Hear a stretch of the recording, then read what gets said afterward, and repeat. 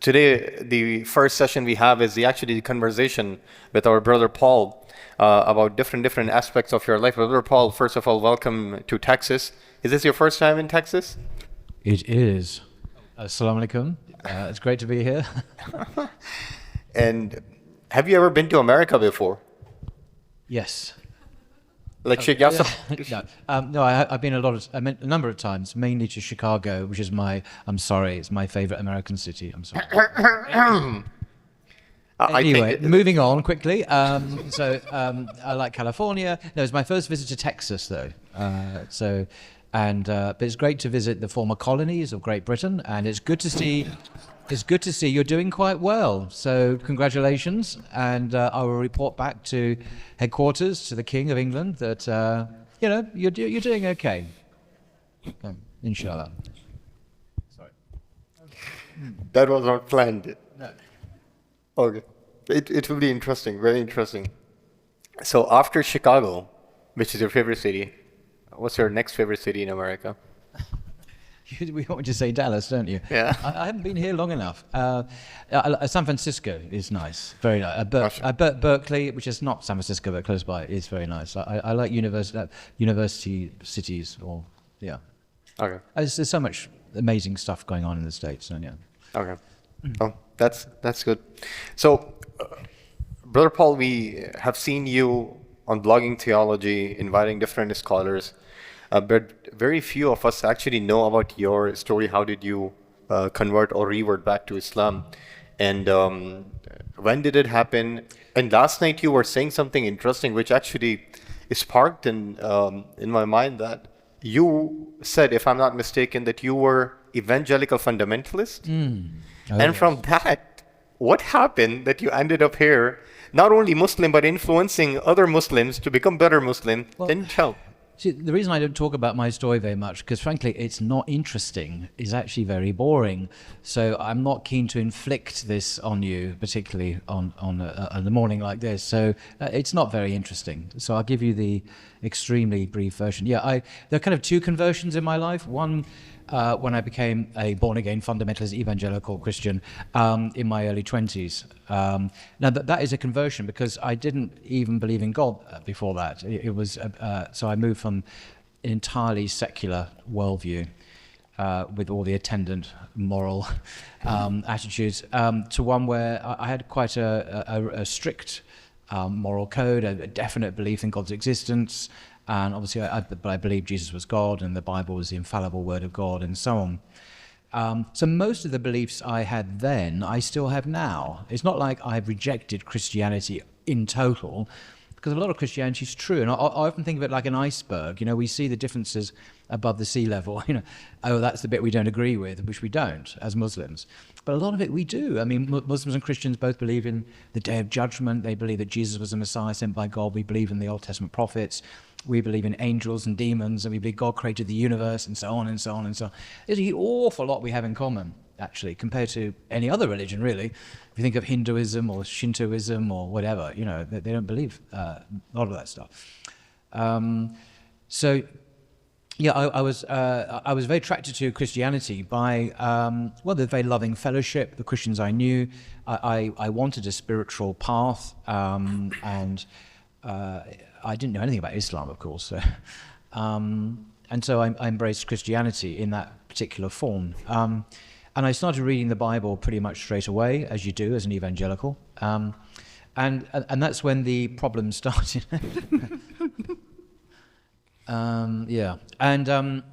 So I kind of noticed things. I mentioned some of them last night. You know, there are passages in the Gospels where Jesus denies he's God, you know, which is a bit embarrassing if you're an evangelical fundamentalist Christian. And that sent me off into researching, looking at what's going on here, you know, Mr. Scholars, how should we interpret this? And then I discovered other problems which I didn't know about from my reading of the Bible that scholars knew about, to do with the historicity, or the lack of historicity, of the Gospel of John, the Gospel that has the highest Christology, the most exalted understanding of Jesus. And it's nearly universally considered to be the least historical of the Gospels, for very good reasons, actually. So I ended up having this kind of very painful, bifurcated existence as a Christian. On the one hand, I continued to pray and worship as a Christian. I believed the Trinity and everything else. On the other hand, I was becoming increasingly aware of what Christian scholars were saying about Christianity, about the Bible, about manuscripts, about the historical Jesus, the fact that the Trinity, understanding the Trinity didn't exist in the first century, it came about much later. And how can that be? You know? And that became more and more painful, psychologically distressing, actually, because I couldn't put down the two issues. I couldn't stop being a Christian, and yet I also was fascinated by the historical figure of Jesus. And this went on for years. You know, I consider in those un-PC days, I consider myself, well, I wouldn't say it now, of course, a disabled Christian. A disabled Christian? But well, I couldn't walk properly in my life as a Christian. I was handicapped. Do you know what I mean? It's a metaphor, obviously. A spiritual and intellectual. Means you didn't get divine guidance properly for the different aspects of your life. Is that what you're referring? You didn't get divine guidance in your different aspects of life. I sought guidance from my pastor and from books and other Christians, and so it was a journey. It wasn't just like one thing overnight. I realized there was a problem. I constantly wrestling with it and trying to find answers, and not finding answers, and then discovering more problems. And one day I decided to look to, because I became quite Islamophobic as well, actually. Wow. And looking back now, racist, I would say, actually, because I was fearful of the increasing demographic presence of Muslims in London, near where I live. And so I thought I would go to my local mosque, Regent's Park Mosque in London. It's interesting, Regent's Park Mosque has a board of trustees, which is not remarkable, but all the trustees are the ambassadors from the Muslim nations. So guess who our treasurer is? He's the Saudi ambassador. And I always laugh and think, well, there's no chance of us going bankrupt in this mosque. Anyway, so I went there, I literally walked through the doors, because I knew the mosque existed, because, hey, there's a mosque, I can see it, you know. And I immediately spotted on my right a bookshop. I thought, ha, a bookshop, I can relate to that. So in I went. And I was spotted by some kindly brother who bought me a pile of books. And so that started me in I gave myself 3 months to learn all I need to know about Islam. Hilarious, 3 months. And so I read the Quran in English in a dreadful translation. But I suddenly realized that there was another parallel religious tradition of, as I thought, of equal profundity and equal an extraordinary tradition that rivaled Christianity, that spoke also of Jesus as being sent by God. And that was very interesting. Wow, I didn't know that. And that began a discovery that ultimately led to my embracing Islam about a year and a half later, I think. Wow. So I told you it was boring, so... No, mashallah. Okay, so how did you start? Means one way is that you accepted Islam, you took Shahada, but now you're not only a Muslim, rather you are influencing other Muslims and other non-Muslim also about the beauty of Islam through blogging theology. So when that idea came that you have to start this channel, and I'm pretty sure there are some people, because your channel is my favorite channel by the way on YouTube, mashallah. If you haven't subscribed it, subscribe it. It's very different than other motivational speakers. It's pretty academic centric. It's like a good resource in the contemporary Islamic epistemology. So now my question to you is, did you get any pessimistic brothers and sisters in your life who told you that who is going to listen to this 2-hour academic video? The attention span is 30 seconds for the Gen Z, and but it's still, mashallah, you are flourishing. So yeah, it's a good question. Well, to answer that question, we need to go back to the beginning of the channel, which is during COVID, during the COVID lockdown in the UK. Well, we went out into the streets of London. It was like an apocalyptic scene, and there was like no one around. It was really weird. I mean, because people were encouraged to stay indoors, of course, during COVID. So I bought a new MacBook Pro, and I started making videos just for my own interest. There was no great vision or plan at all whatsoever. And they started becoming increasingly popular, and they're mainly on things that interested me, like the Bible or Christianity or Islam, whatever. And I invited or contacted scholars whose books I had read, inviting them to talk about their books. I really wanted to ask them some questions. And I remember the first one was a guy called Sir Anthony Buzzard, of all things. And he's he's a British Bible scholar who lives in Atlanta, Georgia, and he's been here for many years. And is a Unitarian Christian. So I thought that's very, very interesting. So he believes in Christianity, but doesn't believe Jesus is God. So I had him on for and it was great fun, hour and a half conversation, really loved it. And then I invited someone else, Dominic Crossan, who's actually much more senior, very world-class biblical scholar in the States as well. And he agreed to come on, so great. I can talk about a book I read by him. Now, these videos were, I don't know, an hour or two long, and it really didn't matter what other people thought about that, because I wasn't doing it for anyone else. I was doing it because I wanted to really grapple with the subject matter. And then people did start telling me, but Paul, people's attention span, these days, young people especially, don't watch anything for more than 10 minutes. 10 seconds, isn't it? I can't remember if it's 10 minutes or 10 seconds. And I thought, well, that's very interesting, but I really don't care. I don't care. I'm not doing it to reach out to young people. I'm not doing it to be inspirational, as you call it. Ghastly word, inspirational. I'm doing it because I'm interested in the content. And I want to share that content with a few other people, if it is just a few other people. And I'm glad I ignored the advice from wiser people, because it was wrong. It was bad advice. And indeed, a lot of young people are interested in serious content that's not just on TikTok or Twitter or something.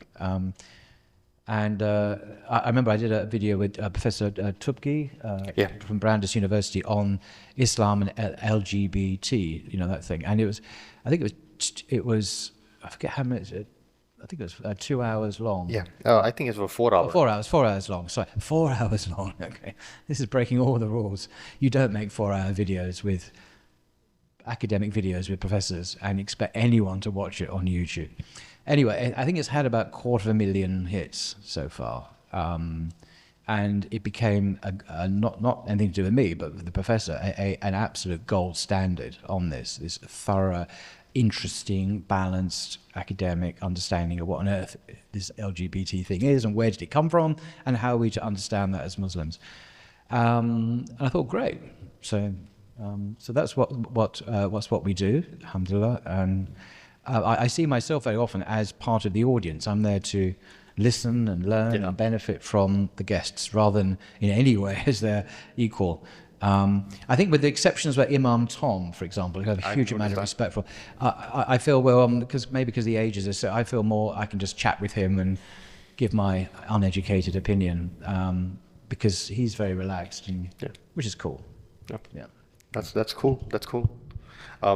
And I really wish that, inshallah, that channel will have more and more subscribers, because it's really beneficial, really, really beneficial. I've heard so many people are getting benefit from that intellectually and emotionally. And that video for Dr. Sharif sparked me to write the book on rethinking the rainbow, which I gave you yesterday.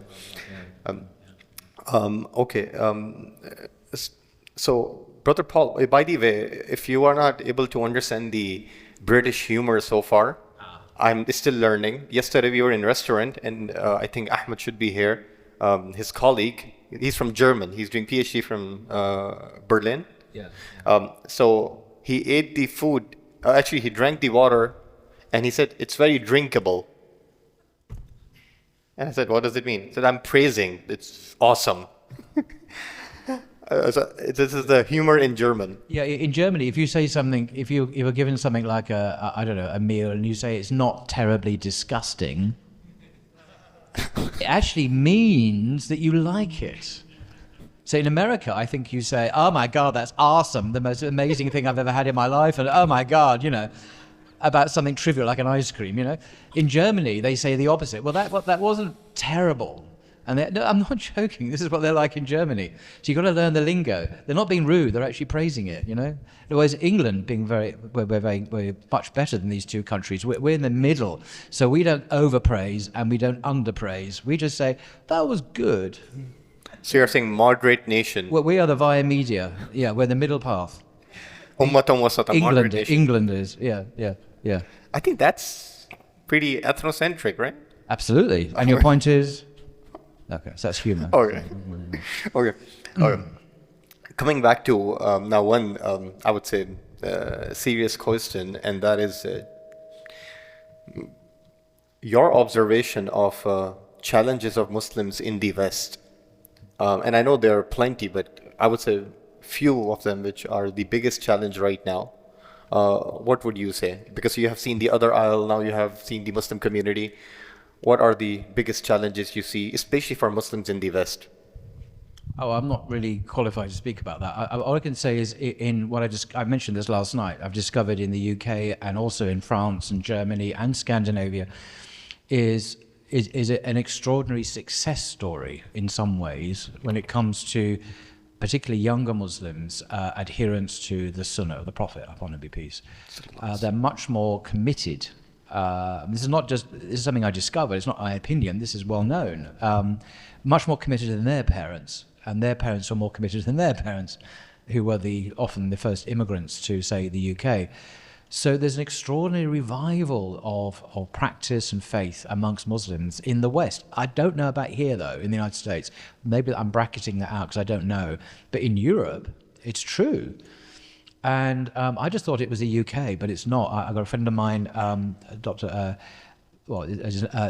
Swedish scholar, Islamic scholar living in Saudi Arabia, and he reports the same phenomena in Stockholm and in Denmark and Norway, and it's true in France and Germany as well. So I just want to start by saying that there's some good news.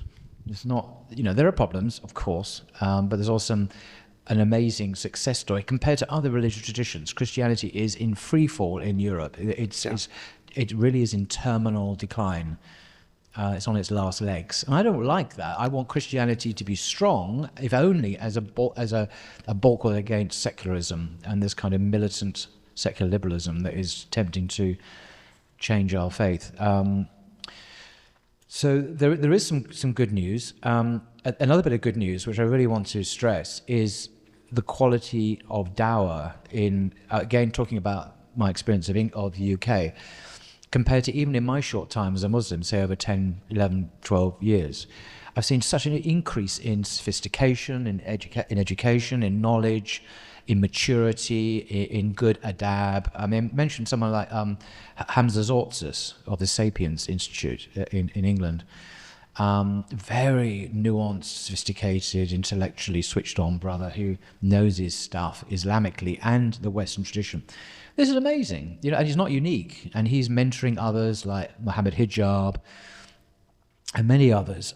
So we're seeing a generation of lay ulama, that's not a good expression, but very bright and educated young scholars and others who are engaging and critiquing the West, but not from a purely rejectionist point of view. They are engaging it with nuance and sophistication, but they're faithful to the tradition. They're not liberalizing or modernizing it at all.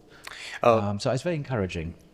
That's one thing which you guys in England think about us, if I have not mistaken. I've spoken right now to 4 different scholars, not you, but 4 different scholars from England, and they all said that in England, is at the scholarship level, we have a perception that in America, Muslim, both the scholars and the American Muslim population masses, they tend to liberalize and modernize. And to a certain extent, it's a reality because of certain factors. But what did you notice? Is that a partial reality? Is that something which is actually, in America? Well, yeah, it is. I'm not going to mention names. I really am not going to go there. But I'm going to say some names that I really like. Professor Ali Attai at Zaytuna College in California is, in my humble opinion, an outstanding human being as well as an outstanding scholar. He's a polymath. A polymath is someone who is an expert in many fields. So he's fluent in biblical Hebrew, New Testament Greek, obviously Arabic. He speaks Farsi. His parents, who I've met, are Farsi speakers. He even speaks English. No, but and he knows Christianity better than most Christian ministers, and obviously he knows Islam. He's an Islamic scholar. So there's some outstanding scholars here, I must say, and he's not unique. There are others associated with Zaytuna, for example. Hassan Spiker, who was on the faculty there, is now moved back to, he's a Cambridge theologian, a philosopher rather, an Englishman. So there are, and there are some other people I won't mention who perhaps are not quite in that class, but I'm not going to ad hominem people. I'm not going to criticize individuals, but so there are some excellent examples of great Islamic scholarship in the States, I think. Okay. Yeah. Sorry. Dr. Ali Atai and Hassan Spiker. Ali Atai, Hassan Spiker, who was on the faculty at Zaytuna, he's now moved back to Amman in Jordan. But he's a brilliant young Islamic scholar. He's written a lot of books on philosophy, on metaphysics, on ethics. His work is difficult to read because it is at a very high intellectual level, but he's interesting. He's a white guy, and I say that because he was born as a Muslim. His parents, one of whom was American, converted in the 1970s, so he was born and brought up as a Muslim in Cambridge in England. But he is a brilliant young scholar, worth watching, following him on Twitter, reading his books. Anyway, those are just two almost random examples. There are others, of course. Yeah. My brief analysis of why American Muslim community is more lean towards leftist approach, and I just want to ask you if it's the right analysis, is because of, first of all, we are less in population in terms of percentage and more scattered. America is big. So from Seattle to Florida, you've already seen that. While in Europe and England, everyone in one town. And one more reason is because of the social pressure. This is imperialism. This is the hub of imperialism. So everything needs to be Americanized. Is that, to a certain extent, right assessment? I think so. I mean, I'm embarrassed to say Britain is often portrayed as the poodle of the United States. You know, a poodle, these little dogs that follow their owners around. People often say, we in Britain are like that vis-a-vis America. And I think, unfortunately, it's true in terms of our foreign policy and everything else. And we're not the only country to be poodles, by the way. There are other, in fact, a lot of the world is like that at the moment. But so it's a bit humiliating for us. But what was your question? I'm just saying that is this a right reason because of imperial reason and because Muslims are scattered? That's why Muslims. Well, I was going to say Muslims haven't been here for very long, but that's not true, is it? I mean, Muslims have been here in this land even before the revolution. I mean, in Muslim slaves, of course, in their millions. I mean, there've been Muslims here. Christians in this country, I assume, don't realise that they think Muslims are just immigrants who've been here for 5 minutes. No, they go back before your country was officially broke off from the UK when you did that thing. So you've been around a long time, and I think the problems in America, you're at the epicenter of imperialism, and I would say the epicenter of genocide. This country is the country that supports the genocide of the Palestinians, and that's an unspeakable crime. And I'm sorry to be very critical of your country, but I wish you wouldn't do that. And I wish my government wouldn't do that either, because it's an appalling genocide, and it will go down in history as one of the worst crimes of the 21st century. And the free people of the West, inverted commas, are doing it. So it's unspeakable. Yeah, no, very good. I know you love to read books, and I see, mashallah, 4 books in front of us, mashallah. What are you reading these days?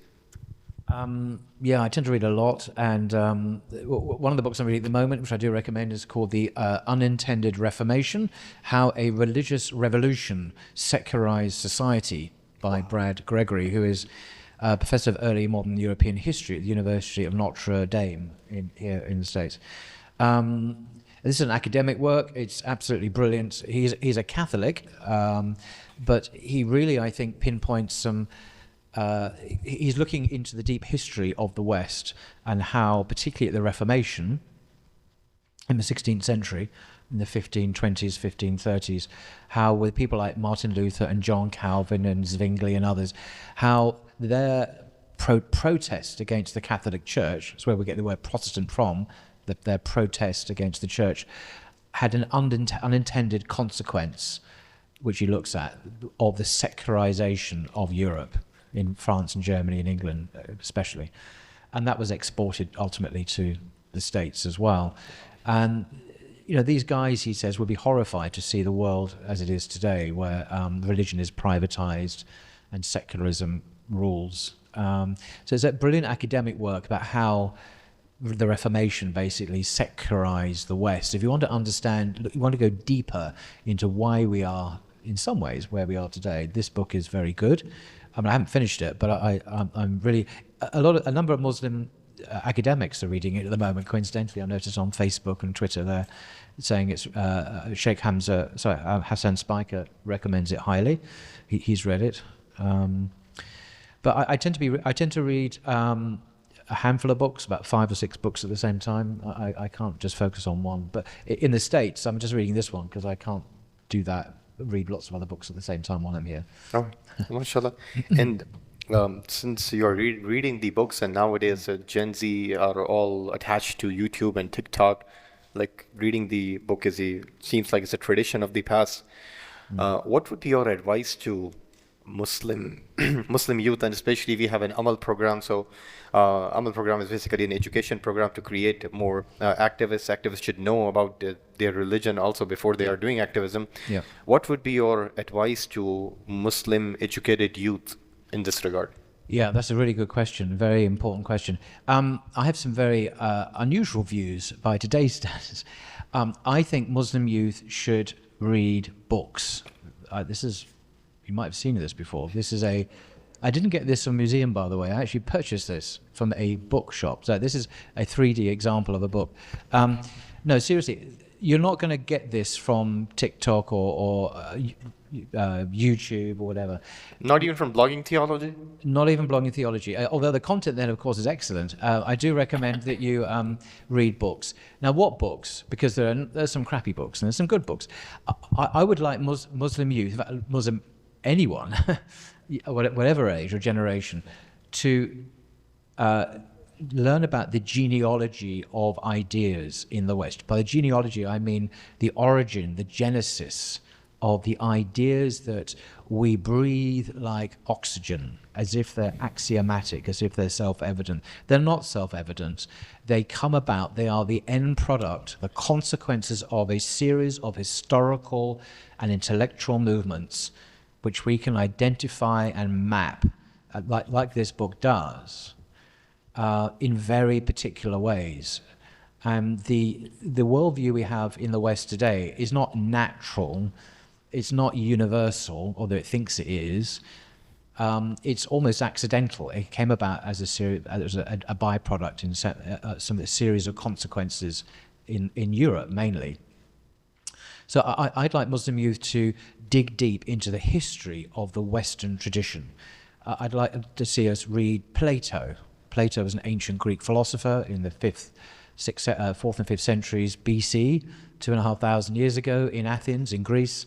One of his pupils was Aristotle, who taught Alexander the Great, of course. Read him. So when I say Plato, read his Republic. It was a very famous work of his, work of philosophy. Read this stuff, because I know that Plato's Republic is read today in the Ivy League universities in the United States. Undergraduates are reading his work. This guy who lived 2,500 years ago.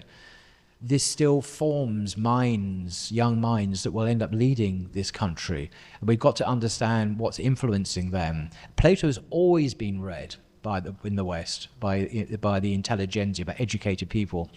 So learn about the Western tradition, its philosophy, its history, its ideas, where these ideas come from.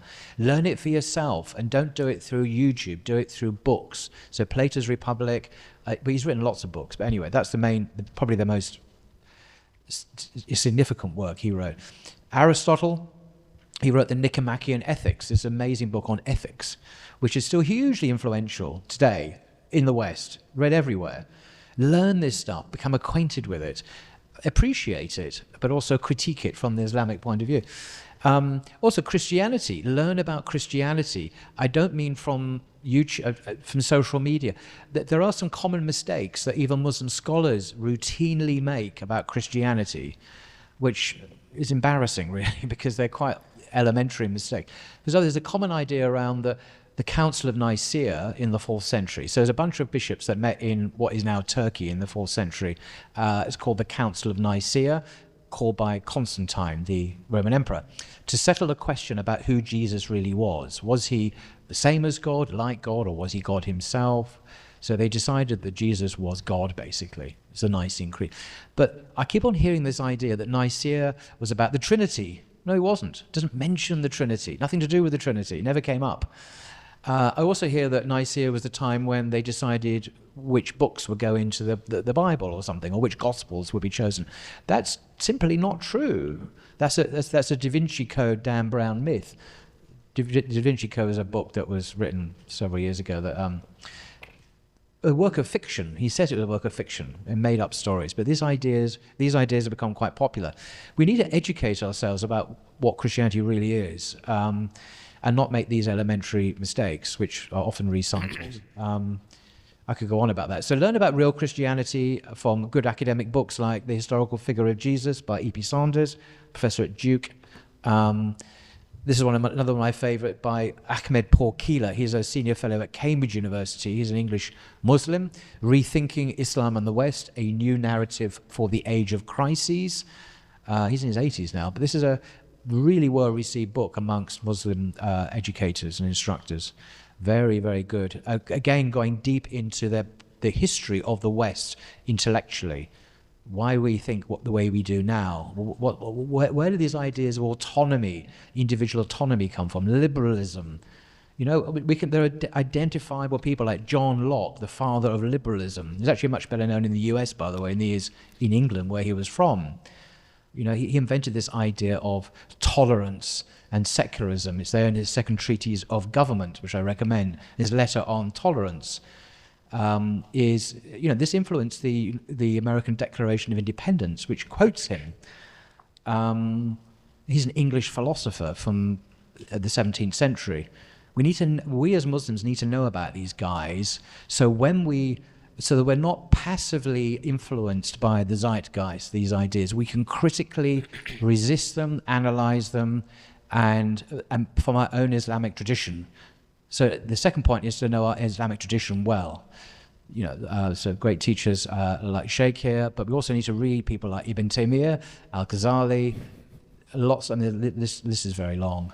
So we need to educate ourselves in both traditions, so that we can robustly analyze and critique them, but remain faithful to our own tradition. Otherwise, we're going to go under. We're just going to end up repeating what Fox News says and all that rubbish, you know. Anyway. Rubbish or garbage? Garbage, I mean. Okay. It's English, Actually, garbage. I actually like the last point you mentioned. I didn't, of course, I like the first point also. This American humor. Oh, no, I'm kidding. That, you know, sometimes you have the knowledge of your enemy more than the knowledge of, sometimes you have the knowledge of what you hate, but not the knowledge of what you love. So it is very important to have the knowledge of Western philosophy to deconstruct these ideologies and isms and ologies.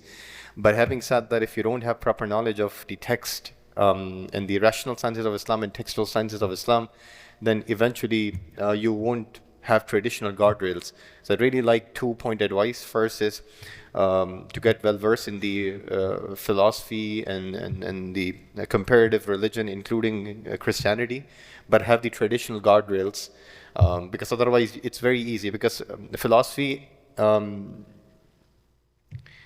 without traditional knowledge can take you to a skepticism route or agnosticism route. But if you have a traditional guardrails, then you know how to take the good and wise things and how to critique the problematic things from an Islamic lens. I couldn't agree more. Absolutely. Yeah, I was assuming someone was well grounded in their own tradition. But you're absolutely right. We need to identify good scholars. We need to read their work, follow them, listen to them. In England, we have people like Abdul Hakim Murad, Dr. Tim Winter. I mean, I don't necessarily agree with everything he says, but I'm just pointing to senior ulama who are acknowledged and accessible and written a lot. And we need to be very educated in our own tradition as well, not just the opposition's tradition. So yeah, it's quite a task. I'm not saying, by the way, that everyone should do this. I think it really is quite elitist, what I'm saying. I don't think everyone should read philosophy. It's difficult, it's demanding, it's very rewarding, it's very necessary to read it. But I'm saying a group of us should do it, and then share that information perhaps in another way with other people. But I'm not saying everyone should do this, actually. And it is elitist. A very un-American thing to say, I'm sure. But anyway, or maybe not. I don't know. Okay, let's conclude this with a final discussion. I asked this last night, and you briefly touched it. Post October 7th, we have seen our Muslim community, especially in America, but even in European Muslim community, we were swinging, especially here, swinging like pendulum between the left and the right. Pre-October 7th, we came a little bit to the center in our approach, whether it's the sexuality issues or other issues. And October 7th happened, and now we are pushed towards the fences, it seems like. So are you concerned that this social justice movements, because this happened to Christianity 100 years ago, that Christianity just turned into a social justice movement, and it lost its essence. It became like a Marxist social justice. Are you concerned that the same thing might happen, or maybe we are smart now how to basically tackle, because post 9/11 the same challenge came, and we learned from our mistakes. What is your take on that? Wow, that's a huge question. I mean, I was in front of the White House several days ago when we were in Washington, and there was a pro-Palestinian demonstration happening there. And I think it was led or initiated by revolutionary socialists. There's a particular left-wing party. I forget who they are. Anyway, but there were Muslims present, and I think that there's the issue of how we behave in these demonstrations. What is the adab that Muslims should adopt? Can we shout and scream at our enemies? Can we abuse them? Can we say, oh, can we do behavior that leads to our arrest by the police? How do we, how should we behave distinctly Islamically? I mean, because some of the left will perhaps overstep the mark. They'll be even violent sometimes, abusive or aggressive towards the police or whatever. So I think we need to be much more aware of how we should behave Islamically in these. I'm not saying we shouldn't go on demonstrations. I'm saying, well, if we do, how we should behave Islamically, and not just adopt the patterns of behavior of the left. And of course, the left have their own agenda. They have their political, revolutionary, secular agenda, which is often Marxist, by the way, which is atheist, explicitly anti-religion. Although they might keep that a bit quiet if they've got Muslim allies around. But some scholars, not from traditional perspective, but let's say some movement oriented is called, how to say, if not scholars, movers and shakers of Muslim community, might say that Marx have the same approach, even though I agree with you, but I'm just trying to give you a pushback from their angle. They might say that Marx have the clash between the haves and have-nots, the oppressed versus oppressor, and Islam talk about this from a different angle. So what's wrong with it? We have our own epistemology. If something good is coming, we need to take. So Marx, one of the scholar 100 years ago, without taking his name, and he said that Marx plus Islam is the solution for the humanity. Yeah. And if I'll tell you the name, no, I can't. I'm pretty sure that at that time it was different. Now more researches have been done on Marx. Now scholars won't make this mistake. But where to identify that Marx is social justice? And the term social justice in and of itself goes against the divine system of justice. I know. I agree. I think Marxism is an atheistic, godless, materialist ideology. We must be very clear about that. Now, there may be some of the aspirations which are good. I mean, not everything in National Socialism. You know, he believed in, you know, extending the working wage to, you know, living working wage and giving workers holiday. Most ideologies have some good in them, but we shouldn't necessarily, you know, get in bed with them, so to speak, or form alliances with. Marxism aims explicitly to the abolition of religion as such. It's not just atheist, it actually wants to abolish religion. I mean, Marx said so. These people can't be really our allies. There might be coincidental overlaps between our agendas, but that's about it. So no, Islam can't be combined with anything else. It is the divine dispensation for the human race. But I think the whole alliance, the Muslim alliance with the left in general, is highly problematic because it often comes at a price where we have to perhaps either be quiet about our core Islamic beliefs, say on gender or marriage or LGBT, whatever. We either self-censor or we get criticized by the left for having these views. And with the right, many of the right, some Christian right, have good values about family values, for example, that the importance of faith in life, in public square. There should be faith in the public square, and so on. But the right often are allied with, in this country anyway, Zionism and with Islamophobic attitudes and so on. So I think maybe we need to form strategic partnerships or ad hoc alliances, but not actually have a built-in alliance with, say, the Labour Party in Britain or the Democrat. Well, I can't tell you what to do, but there needs to be more independence, I think, and critical interaction, and we need to build up our own base, I think. Yeah, actually, very, very true. إن المسلمين والمسلمات والمؤمنين والمؤمنات والقانتين والقانتات والصادقين والصادقات والصابرين والصابرات والخاشعين والخاشعات والخاشعات والمتصدقين والمتصدقات والصائمين والصائمات